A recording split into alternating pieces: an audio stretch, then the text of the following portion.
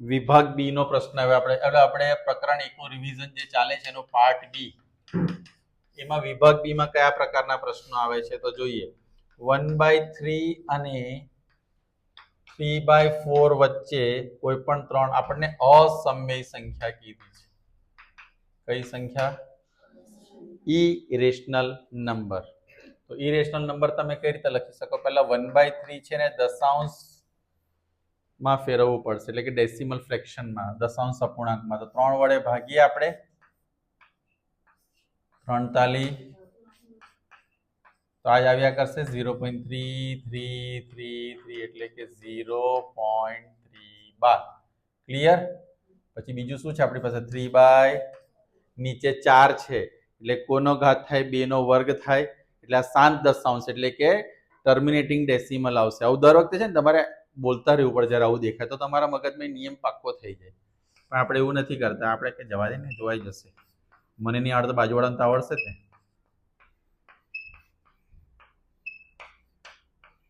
જુઓ 0 આવી ગયા એટલે આનો જવાબ શું આવ્યો? 0. તમારી પાસે બે સંખ્યા છે 0.3 એટલે કે 33 આપણે લઈએ. કોનો જવાબ છે? 1/3 નો. અને 3/4 નો જવાબ શું આવ્યો મારી પાસે? 0. આ ટર્મિનેટિંગ છે, નોન ટર્મિનેટિંગ છે એટલે કે આ શાંત છે, આ અનંત છે. હવે આની અંદર મારે કેટલી સંખ્યા લખવાની હતી? અસમય સંખ્યા કેટલી ગઈ તમને? 3 અસમય સંખ્યા કીધી છે. અસમય સંખ્યા એટલે શું? જે નોન ટર્મિનેટિંગ, નોન રિકરિંગ, અનંત અને અનાવૃત, જયા પણ કરે ને એક સરખા સિક્વન્સમાં રિપીટ પણ ના થતી હોય એને અનંત અનાવૃત કહેવાય છે. જો આ રિપીટ થાય છે એક સરખી રીતે એટલે એને અનંત આવૃત, નોન ટર્મિનેટિંગ, રિકરિંગ કહેવાય. પણ આપણે એના માટે શું કરવાનું? પેલા 0.33 છે તો 0.34 લઈશ. 34 લીધું 0, 34 0 0, 34 34 પછી શું લઈ લઈશ?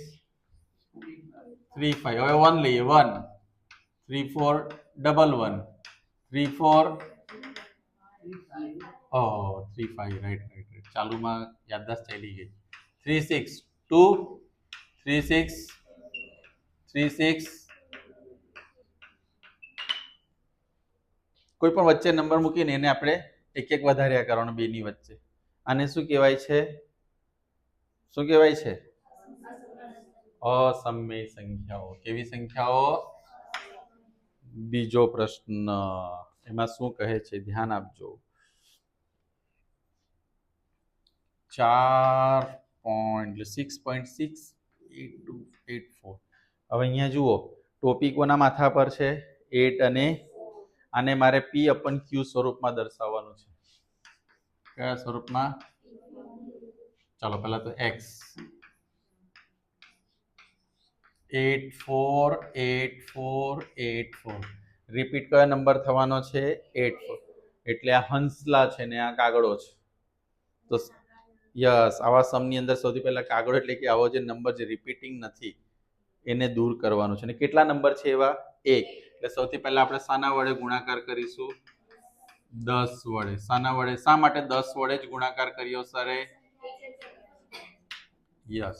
તો 10x આ પોઈન્ટ અહીંયા જશે એટલે શું થઈ જશે? 46.8484. જો હવે બધા હંસલા ભેગા થઈ ગયા.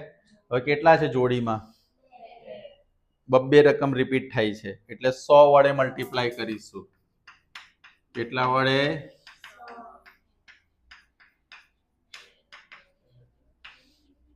વાતોને અહીંયા ધ્યાન આપો.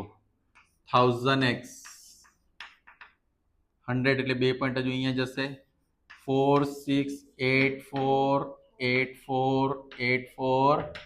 આપણો જે અહીંયા હંસલા દૂર થયેલો, કાગડો દૂર થયેલો એ નંબર 1 ને આ નંબર, હવે આને આમાંથી માઇનસ કરવાનું છે. 2 માઇનસ એટલે 1000x ઇક્વલ ટુ 46848484. અહીંયા શું આવશે? 46.8484 ગોન. ચલો આનું સબટ્રેક્શન શું થશે? અહીંયા શું થશે? પેલા 990 આનામાં આ બાદબાકી બી ઘણા લોચા મારી દે, તો આટલું બધી મહેનત કરે આટલે સુધી બરાબર આવ્યો હોય, અહીંયા એવું નહીં થવું જોઈએ. x equal to 4,6,3,8/990. હવે આમાં તમે 2 વડે 3 વડે કેટલા વડે અતિસંક્ષિપ્ત રૂપ આપી શકો એ તમારે જોવું પડે. બોલો શું આવશે અતિસંક્ષિપ્ત રૂપ? આનું કઈ ભાગાકાર મને જણાવો, જવાબ શું આવશે? 3 વડે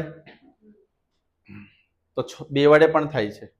જુઓ 2 વડે કેમ થયું મને કઈ રીતે ખબર પડી? 2 વડે ડિવાઈડ 8 અને 0 એટલે 2 વડે. હવે આ ભાઈ 3 વડે કઈ રીતે ચેક કર્યું? 4 + 6 10 + 3 13 + 8 21 21 3 ના ટેબલમાં આવે એટલે 3 વડે પણ થાય. આ પણ 9 ને 9 18 એટલે તમે 3 વડે પણ ભાગી શકો ને જેને 2 વડે પણ ભાગી શકો ને ડાયરેક્ટ 6 વડે ભાગવાનું. એને ડાયરેક્ટ કોના વડે ભાગવાનું? તો 6 વડે ભાગાકાર કરીને મને જવાબ કહો. ચાલો બંનેમાંથી 6 કોમન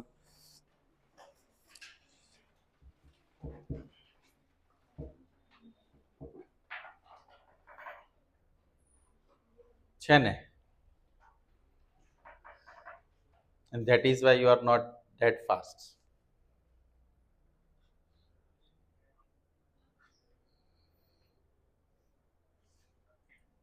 ચાલો તમે લખી કાઢજો, હું આન્સર હમણાં લખી કાઢું છું, બરાબર છે? પણ તમે ડિવાઈડ કરીને મને બતાવજો પછી. આ જવાબ આવે છે 77/165, રાઈટ? ચાલો હવે ધ્યાન આપો અને બીજું જોવાનું, પોઈન્ટની આગળ આવી કોઈ સંખ્યા, ધ્યાન આપો, પોઈન્ટની આગળ આવી સંખ્યાઓ હોય ને, 0 સિવાય કોઈ પણ સંખ્યા હોય તો ઉપરનો અંશ મોટો અને છેદ કેવો આવશે? આ બધા નિયમો તમારે એટલા માટે યાદ રાખો કે તમારા દાખલા રોંગ થવાની સંભાવના ઘટવા માંડે, કન્ફર્મેશન વધવા માંડે. ચલો 5/7 અને 6/7 વચ્ચેની 3 વચ્ચેની 3 સમમેય સંખ્યા શોધવાની છે. સમમેય, one of the easiest thing, ખબર છે ને? 5/7 ને 10 10 અને 6/7 ને પણ 10, તો 50/70, 60/70, 51/70, 52/70, 53/70. એમ તો તમને અંદર કહ્યું તો 3 આપણે વધારે શોધી નાખી. ક્લિયર થયું બધાને? ચોથો પ્રશ્ન, 0.134 ને p/q માં ફેરવવાનું છે. તમારે આ રીતે જાતે કરી નાખવું આવડશે ને બધાને? હવે આની આગળ શું છે? 0 એટલે છેદમાં સંખ્યા મોટી ને અંશમાં કેવી આવશે? નાની આવશે. ક્લિયર? પાંચમો પ્રશ્ન શું કહે છે? √6. આનું તમારે સમયકરણ છેદનું કરવાનું છે, રેશનલાઇઝિંગ ધ ડિનોમિનેટર. તો આપણે શું કરીશું? √2 - √3/√2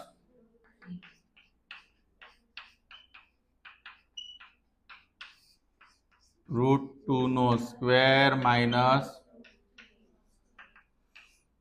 હમણાં √6 રવા દઈએ તો ગણી નાખીએ ને, √12√18 બરાબર છે. નીચે 2 - √12 - √18 અપોન માઇનસ શું આવ્યું?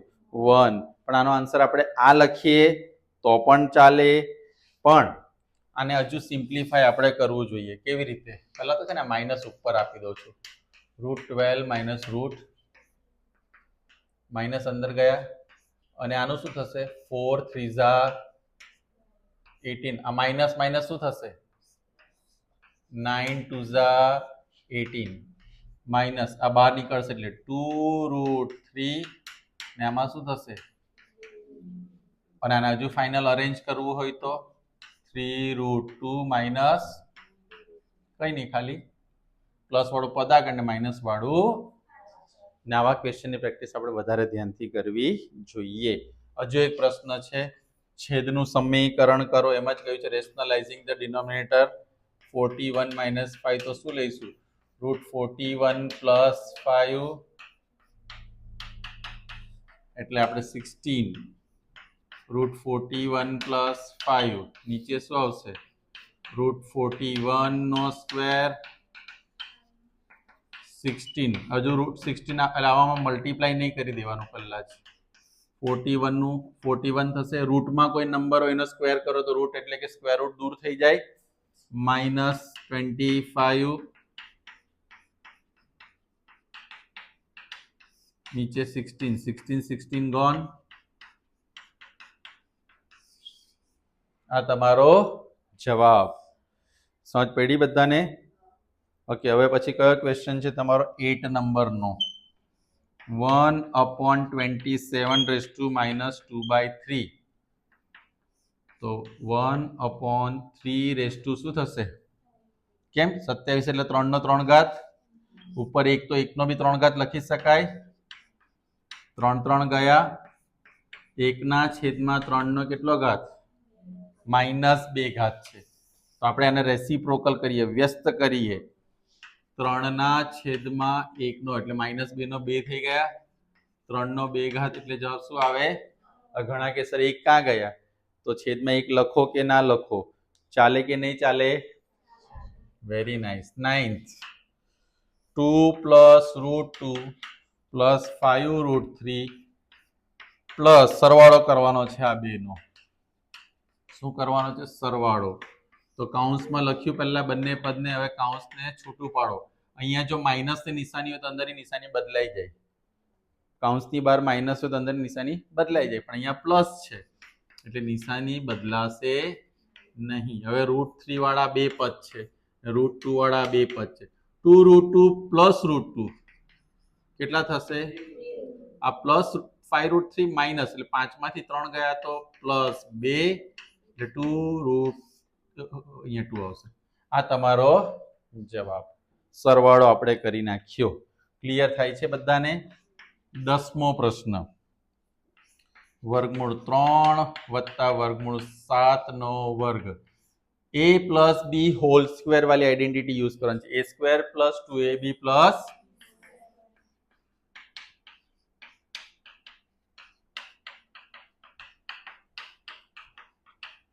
a² + 2ab પ્લસ, આને તમે a અને b આમ નામ આપી દો તમને ખ્યાલ આવશે. હવે શું કરીએ? √3 નો વર્ગ, √3 અને 7 નું શું થશે? વર્ગમૂળમાં 21, વર્ગમૂળમાં 21, √7 નું 7, 7 + 3 10 + 2 વર્ગમૂળમાં 21. બરાબર છે? આ વિભાગ બી ના પ્રશ્નો તમારા ઓલમોસ્ટ ટેક્સ્ટબુક એટલે આના 2 માર્ક્સના જે સવાલ છે વિભાગ બી જે ચેપ્ટર 1 માંથી, એ રિવિઝનનું હમણાં આટલું પૂરું થયું. એક હજુ ક્વેશ્ચનનું તમને કરાવી દઉં છું. થોડીક જગ્યા છે તો કરાવી દઈએ.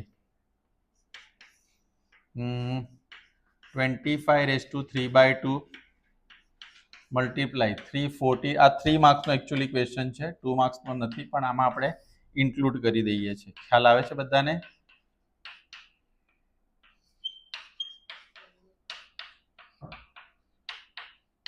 ધ્યાનથી જોજો. આપણે રવા દઈએ કેમ કે આના માટે જગ્યા ઓછી પડશે. ચાલો તો આપણે હમણાં શું કરીએ, પહેલા આટલા ક્વેશ્ચન કરો, પછી આ નેક્સ્ટ રાઉન્ડમાં આપણે લઈ લઈશું. વેરી ઇમ્પોર્ટન્ટ 3 માર્ક્સના ક્વેશ્ચનોમાં લખો.